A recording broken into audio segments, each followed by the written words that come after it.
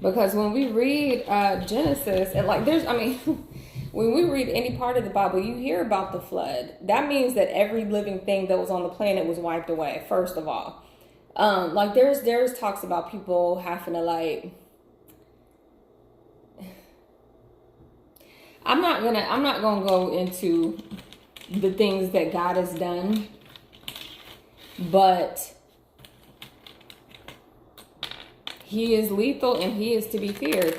But the persecution, it certainly seems to be coming through people who don't have any knowledge. And that lack of knowledge, it just seems so intentional. You know, it seems so much like people almost don't know that they don't have to go the route that they did. You know what I mean? Because it's just like, where it's like people like sold their soul for something that was free. You know what I mean? Where it's just like, did you really just sell your soul for a house and car when you could have just asked God for that and he wouldn't have asked for anything except obedience? You know what I mean?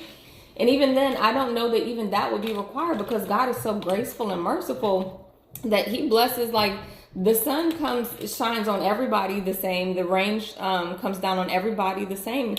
But his grace and mercy is something that is different. His grace and mercy, he has it because he could have made so many decisions concerning everybody, you know, a long time ago.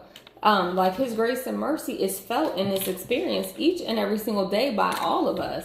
But it just is definitely giving that there's a lot of people who was just like because they're like in such a space of lack, they like gave it up for coins, you know, for pennies, you know, for nothing. And it wasn't necessary. Not only that, but also the part where it's just like,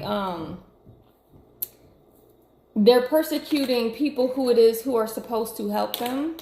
And God said that when things get really real on this planet, he is going to show his servants mercy, and he's going to take his servants up.